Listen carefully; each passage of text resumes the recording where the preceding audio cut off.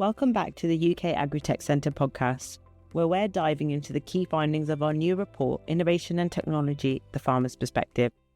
So based on insights from farmers, expert workshops and real-world case studies, the report really highlights what innovation means at a farm level and the biggest barriers to tech adoption. And it also covers how the sector can better collaborate with farmers to create practical solutions. So this podcast series builds on that research. So we are bringing in industry experts to discuss what's working and what's not, and when it comes to agri-tech specifically. And in this episode, we're joined by Robertson. He is a farm technology specialist at the UK Agri-Tech Centre, and we're going to talk to him about the real-world challenges of tech adoption, from cost to connectivity, issues to integration with farm operations, and also explore how farmers can be better involved in co-developing solutions that really work. Hi Ross, Tom here. So first off, why don't you just introduce yourself a bit more and importantly a bit about your background as a farmer? I started in farming when I was 8 years old. My dad's best friend had a farm. Although we are from a farming background, we don't have a farm. Back then, I got involved with livestock from that very young age, always up at my dad's friend's farm every weekend. And then once I was old enough to drive a tractor legally in the field, I got a job there at weekends by myself. So been in farming now for 31 years, at the old age of 39 now, but been involved in much of the sector, from obviously livestock and arable, high-value veg, right the way through to sales and product development. As a part of the product development, I was a part of a team working on Innovate UK project in my previous role, and technology specialist now. And actually on that, it'd be probably nice to hear a little bit about the farms team as a whole at the UK Agri-Tech Centre, like what we try to achieve with that and how it sort of works within the wider sector, and well, obviously your role within that.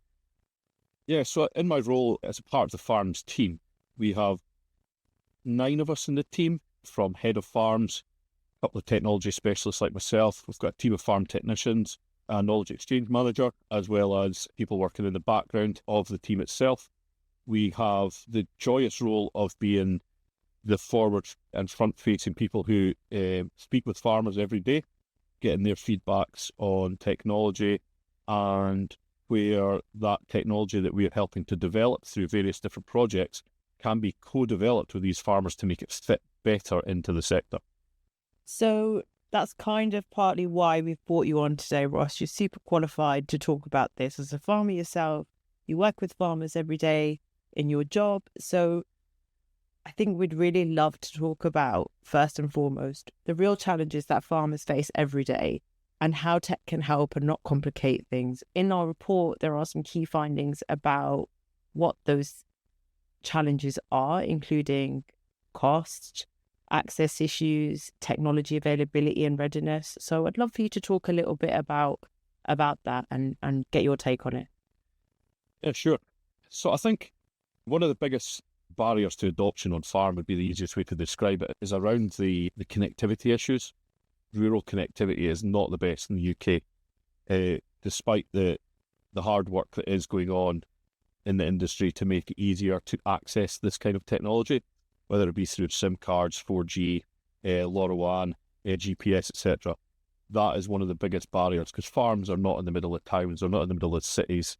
They are out and about, on hills, in the middle of nowhere, genuinely where connectivity is an issue, which is obviously a massive barrier, because for these data collection devices that we're using nowadays on farms, you need that connectivity to make it work, not just for sending the data, but for a lot of the devices, it requires signal to even work, to get that real-time data. Probably one of the other things is the biggest thing is the expense of the products.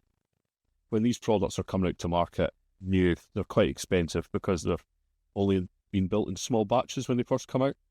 Obviously, the more that they sell, the cheaper it can cost to manufacture it, because they make them in larger batches. But also that new products that come out need the feedback from the farmers, whether it's good or bad, not just when it's good they talk about it. We need to hear about it when it's bad, and it needs that feedback to help develop the product.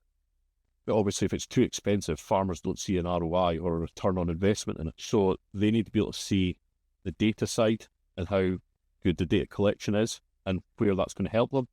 but also the monetary value in it and how it's going to help and benefit their farm business. Ross, that's a great lead into the next question. One of the things that really came out of the interviews and workshops with the farmers was this issue around cost benefit or risk benefit. When the farmers were thinking about innovation and technology, there was a real question around to what extent were the benefits of introducing that technology going to outweigh the risks of both helping to develop technologies and also adopt them on farm. And to be specific, when farmers are thinking about the costs of introducing technology, it's not simply just the cost to rent or buy technology, but there's also the cost of people's time, the potential cost implications on the farm, etc. Do you have any thoughts on that? Yeah, one of the biggest things around the adoption of tech is obviously a lot of the devices, the products that are out there on the market now are there for labour saving as well. It's not just on collecting the data. So if you can find something that's obviously labour saving and is making your farm more efficient, your costs are going to come down for not only your labour, but if it's around livestock management and finishing livestock, for example, the animals could be away off a farm quicker because you're taking away that stress element of safe. And further example is obviously weighing of cattle. You're not taking them out of their comfort zone every couple of weeks to weigh them. You are getting regular data coming in every day to monitor the animal growing, but also its health. So if that animal is going through less time being taken out of its comfort zone and being weighed manually, that means that there's less stress being put on the animal, which means it will finish quicker, which brings your costs right down. All because you're just going to an automated device that weighs the animal and making the stress levels of that animal a lot less, as well as the handler. So you're reducing your labour, reducing feeds, you're reducing bedding, you're reducing costs all round, fuel, etc. So these devices are not just there to bring in the data and help you make on-farm decisions from the data, but also to reduce labour costs and labour savings. So it's so interesting to hear about what you look for when you're introducing technology onto your farm as a livestock farmer. Improving animal health and welfare really came out clearly as a priority for farmers. So with your UK Agri-Tech Centre hat on, I'd love to ask, what do you think farmers want from technology more widely? Because this came out exactly similar to what you're talking about now in terms of livestock, but generally, what do you think they want from technology? One of the biggest things would be obviously increased productivity. If they can increase that productivity on their farm, whether it be using technology to read what the soils are doing, how the crops are growing, making them make decisions on when to spread fertiliser, etc., do certain sprays, that's obviously a massive thing. Better decision making, obviously, will probably be lower down on that table of the results, but just that decision making, looking at a weather app in the morning is a massive decision maker. It's probably the one that the farmers will use most, and they don't realise they're using it as a tool. It's a massive thing, but the cost one is always going to be there with farming because it is such a low profit industry. I think it's 0.5% they make on a pound profit. The reducing the costs of their inputs is obviously going to be one of the biggest things on getting technology. Although, speaking to some farmers, if they can make 3% cost savings on buying one piece of technology, it's the little bits that help when even looking at that product. And just a little follow on from me, how do we demonstrate that to farmers then? How do we show them that this is, you and Tom discussed risk and benefit. How do we show a farmer that this technology can really help? What we do as an organisation, we actually host on our farm networks, we'll host a certain amount of farm walks a year where we'll have our own farmer that's in our partner farm do a tour around the farm. We'll show off the technology we've put on the farm and where it is benefiting that farm as a whole. We'll allow the farmer to give the positives and the negatives to the product, to give the visiting farmers in industry a chance to see how that product is working and where it fits into that farming practice. But we'll also have workshops on these farms to get feedback on how that product could fit into other farms or what is missing from that product to bring further into the industry and commercialisation for it itself. Knowledge exchange came out as something that farmers were really keen to be involved in. And you're right, we've had great success at the UK Agri-Tech Centre with in-person knowledge exchange and a lot of our online knowledge exchange efforts. What that led to within our research and report was this wider desire for getting involved in co-innovating and co-developing with farmers. And obviously that's something which we've been involved in with various projects, this sort of idea of farmer-led research.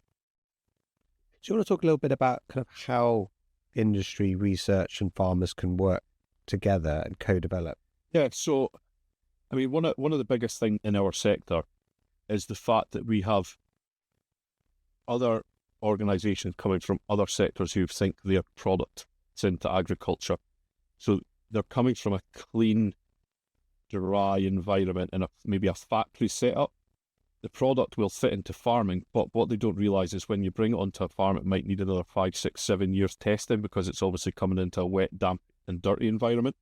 So what we're actually doing this week is hosting an event on one of our farms. We're inviting different industries into agriculture to come and see a working farm and actually discuss with a very forward-thinking and early adopter of technology, let him give feedback on where the products might work on his farm to give them an insight to where their technology could fit in the industry.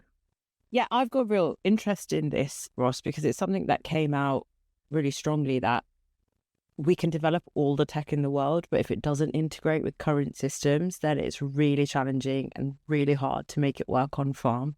So I'd love to know kind of what technologies you've implemented on your farm that have integrated really well, or any projects that you might have worked on that are like shining examples of considering every part of the farm system when you're developing technology. I'm going to be honest, I'm one of these farmers and I'm very small in the grand scheme of things that we do not have a lot of technology on our farm because we are just small and we cannot justify the return on investment on some products, although we do have digital weighing and we do have a management package for managing our sheep flock, our pedigree sheep. But that has led to us making really informed decisions because obviously we're collecting all that data from birth of those lambs. So it has made us really sit up and think about how we're selecting females, how we're selecting males off of the estimated breed values, etc. That has helped, and their growth rates is a massive thing for us, monitoring them. But some of the projects I've been working on are really interesting, working from anything from animal health right through to drones. One of the ones that really comes to mind for me is a project called Calf and Healthy Heifer, so 2 projects. And that was using health monitoring ear tags in dairy calves. These tags were picking up on temperature changes in the animal 3 or 4 days before you could physically see it. You were able to treat the animal for pneumonia, for example, 2 to 3 days earlier than what you could physically see it. Therefore, treatment time was much less, and the individual animals that were being treated that were at early stages of pneumonia were actually able to keep up on growth curves of their peers. With pneumonia, once an animal has had it, its growth rates will be significantly less than one of its peers in the pen, whereas now, because they're able to treat them earlier, they're not having to treat as long. The animals are keeping up and you wouldn't even notice the difference between them in the pens. That's really interesting. And I think these kind of case studies are so useful and helpful. And I think that's one of the reasons why we make such an effort at the UK Agri-Tech Centre to kind of publish these case studies of projects and like that we've been involved in. Another area that came out in the report was this desire from farmers for a gradual approach to tech development and adoption rather than a sort of wholesale overhaul. Could we have a little chat about what you think makes tech development and adoption successful? What are the key factors that help that? Companies willing to listen to the farmer's thoughts on the product is a massive thing. Obviously, the farming industry is bad for, if it doesn't work, we put it on the shelf and we just ignore it, even though they've maybe spent thousands buying it. Farmers will always talk about the bad stuff to each other. They will not go and tell the company about the bad bits that need changed. We need to get more feedback, good and bad, to these organisations to help develop the products further to make it better for our industry. They're there to try and help the industry by developing these products, but they need that feedback, good or bad, no matter what. whether it's just the smallest of things, change the colour of the background on the app to make it easier to read, or move that button somewhere else or something like that. They need this feedback. And if they don't get that feedback, that's how these companies disappear as well, because the products stop selling and then they disappear. Ross, that's a great lead in to a topic which is kind of the key outtake of the report, which is this real desire for what's termed farmer-led innovation or farmer-centric research. Now, this is something which has been happening in the UK for some time. You know, we've seen people like Innovative Farmers leading in this space. And obviously the UK Agri-Tech Centre's a part of the Adopt Support Hub, which is a new piece of funding from DEFRA specifically aimed at farm-led innovation. Given your experience on farmer-led projects that we've run, what do you think is needed to have successful farmer-led innovation projects? I think one of the hardest things in these projects is obviously the understanding that even though it's farmer-led, farmers are busy. They need to have the support from the people around them in these projects. Luckily, our funders understand how busy farmers are, hence why we've got these farmer-led projects going on. Farmers need that support, whether it is in their full-time jobs or in projects, but if there's a good idea out there and there's research facilities or organisations that are willing to be a part of that, is obviously a big support, whether it's project management or just even the farmer through the project. But yeah, these projects that are coming through and the ideas that are coming through from the farmers that are on the ground, this is where the ideas need to start so that we can fill these gaps, because the farmers are on the ground seeing the gaps in the industry. The companies need to sit up and listen to this as well, not just come to us with an idea that they think will fit in farm. They need to listen to the farmer.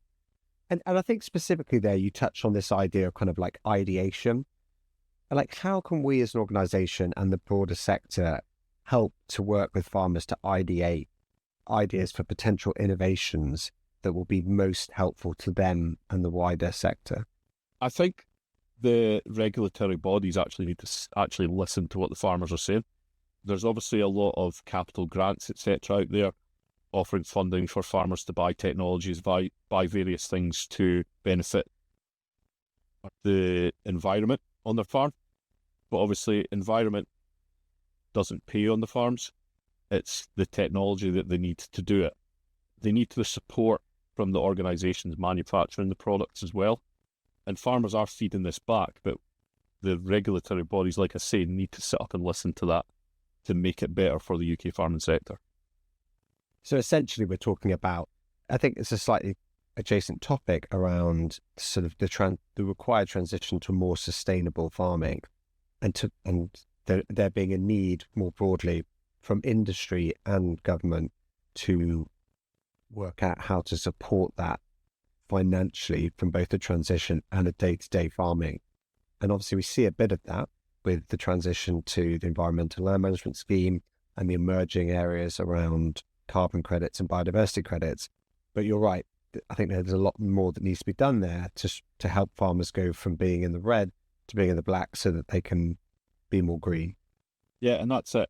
Every good business goes red to black, but it just seems to be constantly in the red at the moment with the way costs are rising of the inputs to farming, but the end product value is not rising. Obviously doesn't help. So if that's there, if you're always in the red, they're not going to invest in these technologies and farming practices that are going to help improve the industry as a whole. I think we both agree that encouragingly there is a lot of stuff happening, particularly in the tech space, to help around this. I mean, we've obviously worked with a number of organizations that are developing technologies to help measure biodiversity on farms at a kind of much lower cost and much more efficiently. And there are examples like that all across the space, you know, particularly around measuring to manage and doing that affordably and giving farmers more data to try and help them in the transitions. And hopefully, as things develop within this kind of wider ecosystem, that they can then be rewarded for making those changes. That goes back to a farmer-led project where we did 24/7 biodiversity monitoring. Obviously, there's no monetary value in the end game for the data we collected as a part of that project, but the farm was obviously supplying milk to a certain processor and was banking with a certain bank. off of the back of being able to prove what they were doing on farm through that monitoring, the bank came back and offered them better borrowing, and their milk processor came back and offered them more pence per litre because of what they were doing on farm to benefit the environment. So even investing in these little things to do that, although there's no current end goal of why you're doing it, apart from proving that you've done something right on your farm, there are some financial benefits at the end of it. I think that really follows into my next point really well, Ross. Like, a lot of the farmers that we spoke to face a lot of challenges. It's a difficult sector to be in, but they're all really passionate about their work, and they're all really excited about what technology can bring if it's done well.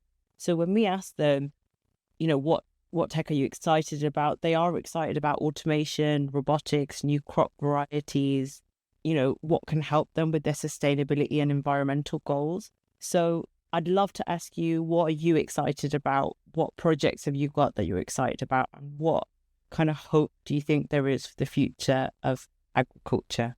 Even though I'm very livestock orientated, one of the ones that I'm really excited about is green on green spraying. So obviously, spot spraying in fields for the target weed species or volunteer crop that is obviously causing problems in your main crop.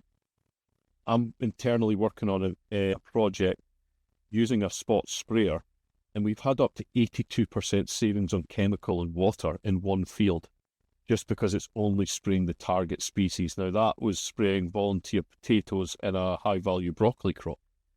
But that costs on 82%. You're still driving over the same area of field, but you're saving 82% on chemicals. That is massive.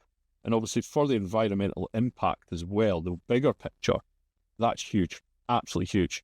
And this is just the start of this. This is getting bigger, and although we're working with one company, they're very keen to promote the fact that spot spraying is a benefit. Like I say, you are still covering the ground, you still have to drive over the fields, but it's not always spraying, which is a big thing. And for the environment, that's huge. You're still having to run over the field, but you're not spraying all the time. You're only spraying the weeds that needs to be sprayed. So for the environment, that is massive. The water runoff, huge. But it's just the bigger impact in the whole thing. The savings, the cost savings are massive on the project. So given that we've been talking about this transition to a more sustainable farming system, within that, obviously, there's been a lot of talk around agroecology and regenerative, particularly in the last few years, all of which are kind of based around this idea of healthy soils. Do you want to talk a bit about the ways in which innovation and technology are helping farmers to build healthy soil and ecosystems? Yeah, so I think, it's an old practice in the form of soil sampling, but obviously that manual work to create a data set to then see what your fields are doing under the ground that you cannot see, it is a massive thing. Obviously, soil is where everything starts. You need a healthy soil to grow a healthy crop, whether that's crop for food or a crop for feeding livestock. So even just your basic soil sampling right through to soil moisture probes, it is a massive thing. Soil moisture probes are a huge thing in farming now, where applications of organic matter or fertilizer, etc., need to be put on in the right conditions. So if the ground's too wet, you shouldn't be on that field. Whereas if you've got soil moisture probes which are giving you real-time data of what's actually happening there, you can be getting these products spread in the correct conditions, which are also then in turn going to help benefit the soil in its own ways. Thank you, Ross, so much for joining us today. It's been really interesting to get your opinion on some of the findings from our research. And I think what's really stuck out to me is how involved you are, how many really good examples you can give us of technology that's working, and you're really there on the ground doing the work. So I think it's really nice to hear from someone like you. That brings us to the end of today's conversation on farmer-driven technology adoption. We've explored the real-world challenges farmers face, the innovations that can make a difference, and the importance of co-developing technology that integrates seamlessly into on-farm operations. But this is just the start. Our full report, Innovation and Technology, the Farmer's Perspective, delves deeper into these topics, featuring insights from 122 farmers, industry experts, and real-world case studies. You can download it now to explore the findings in full.